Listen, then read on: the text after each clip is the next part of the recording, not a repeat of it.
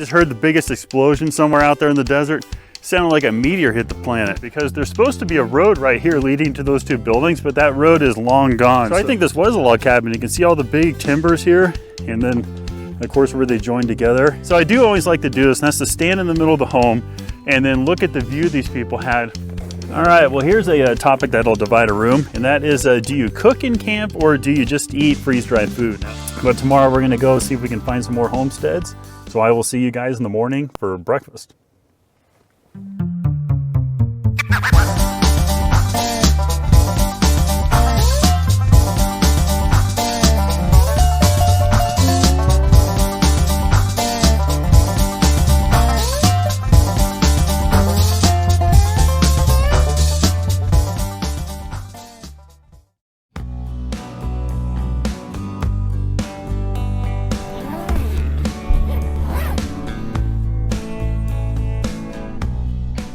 All right, good morning, everybody. It's about 9:15, and man, I slept really, really good last night. It was, it's just, that's the thing about the desert. When you sleep out here is, unless the wind's blowing, there's no sound at all. So you just sleep like an absolute rock out here, which I did. But anyway, we're gonna get down here and have some breakfast and a little bit of coffee, kind of get things packed up a little bit, and then we're gonna start doing some exploring and see what we can find.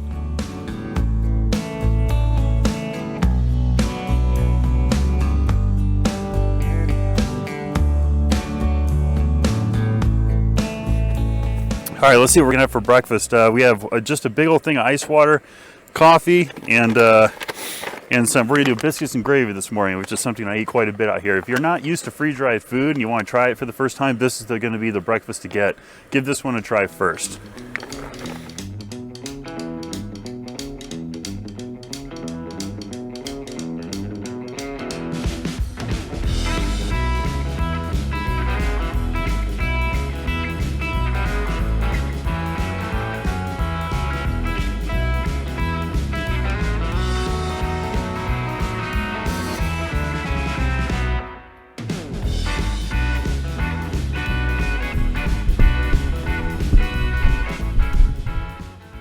So I was just coming down the road here and I saw something I didn't see before, and that was this rusty pile of stuff right here. So I'm gonna take a look, see what it is. I'm gonna have to say that's an old stove right there. Yeah, I do believe this to be an old stove. You can see kind of a heavy door right there. And there's also some cans here. Right here, you can see where the handle attached to it. And then some other bands and things like that. And I saw something over here too. Ooh, here you go. An old bottle. Here's the top to a bottle right here. And then over here, there's some wood and an indention.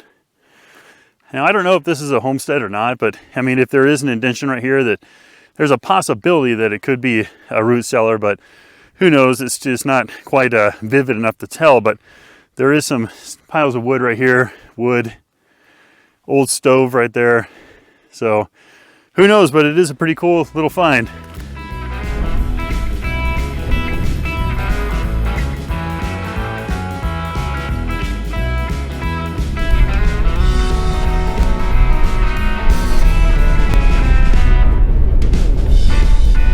Now, getting out of that last road is a little bit of a challenge. It's springtime and all the snow's starting to melt, so the roads are super sloppy. I do have the new Toyo Open Country RT Trails.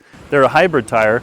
But they've got me through just about everything. I've never gotten stuck with these tires. I've never had a flat or anything. So I have a lot of confidence in these tires. And as of now, at 27,000 miles on these tires, I'm going to buy another set of these. And believe it or not, behind me back here is a homestead. And the Homestead Site, we've actually seen this before. We visited it last year in my videos.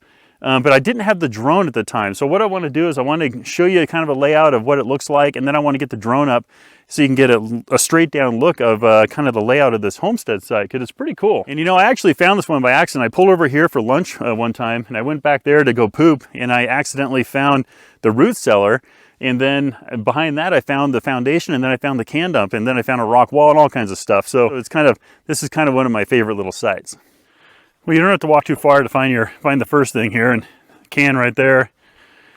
And right over here is a piece of metal right there. And then this here, this big hole, this is actually the root cellar. So this is where they would have stored their food. And then back here is the home and a big rock wall, which I'm going to show you next. We are right along the tree line of the juniper trees here, and did this big open area over here on our right. And out there you can see some big piles of rocks. That means they cleared it for farming or ranching. See one right there, big one out there. But as soon as you get into the tree line, that's where you find this homestead. Yep, whoops, almost tripped.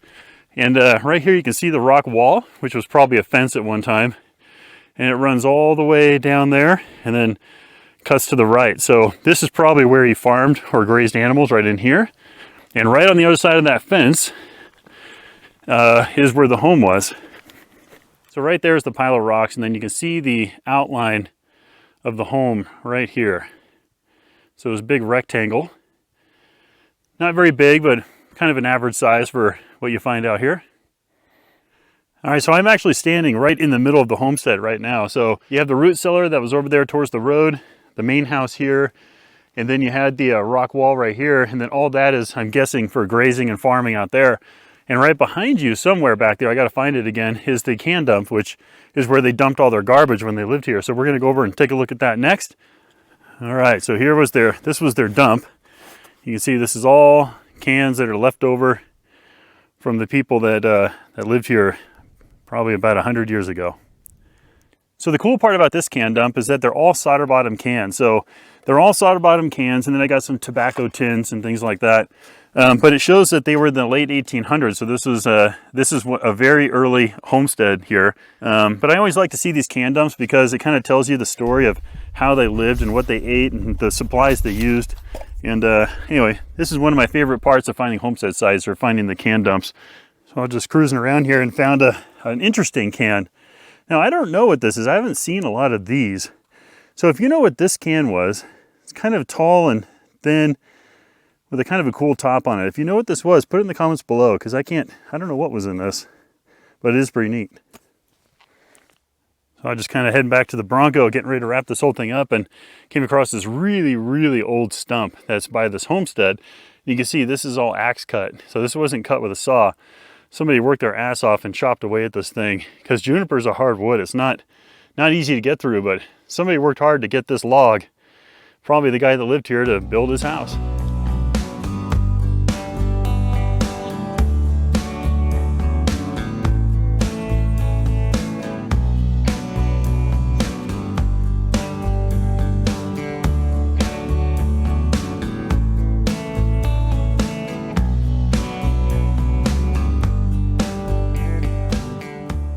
So I'm glad I got to show you that homestead site, but I think now, because we're getting in the afternoon, I'm going to start finding a place for us to camp, and I'm going to do a little bit more exploring between now and finding a campsite, and if I find anything interesting, I will stop and show you.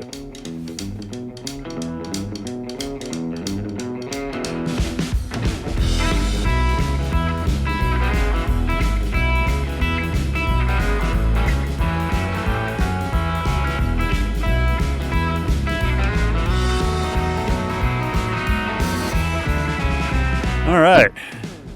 Well, I drove around all over the place trying to find something interesting to show you guys, and I couldn't find anything else. So I think we're going to call it quits for the day and go ahead and get our camp set up and prepare to have some dinner, and kind of go from there.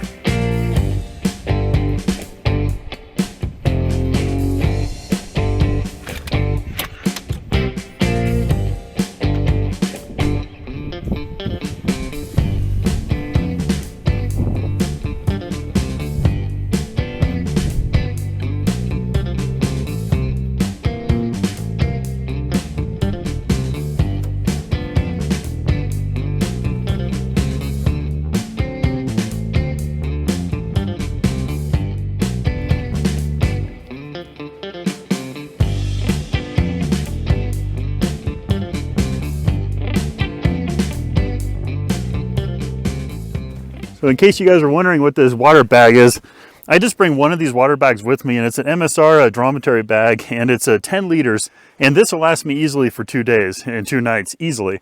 I'm going into the second night, and I still have half of it left, so I could easily go probably 3 days and 3 nights with this bag. But because it has this little tiny spout with a little bit of water that comes out, versus like a Rotopax or like a big blue jug where it just dumps water, this just lets a little bit of water out each time, so I don't have to bring a whole lot of water with me. All right, I'm gonna turn around in this stump and enjoy the view you see behind me while I eat my dinner. And this is the chicken and dumplings. This is one of the ones I highly recommend if you're new to freeze-dry food. This is definitely a winner. I'm gonna get done eating my dinner here and probably just kind of relax, look at the stars, and I'll catch up with you guys again when we get up in the rooftop tent.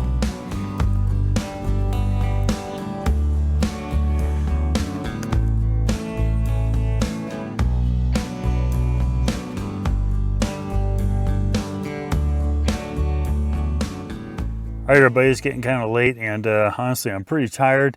And we'll see how the night goes tonight. It's supposed to be about 22 degrees, but I will see you guys in the morning for breakfast.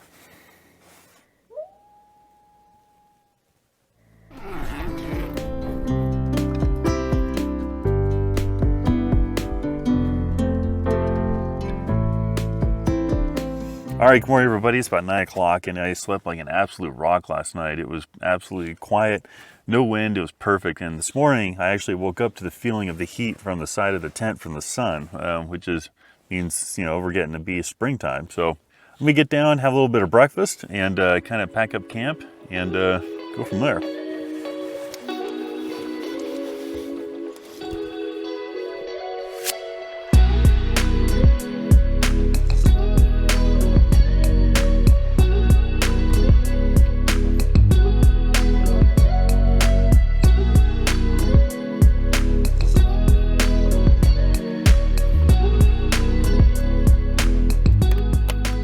Man, I just heard the biggest explosion somewhere out there in the desert.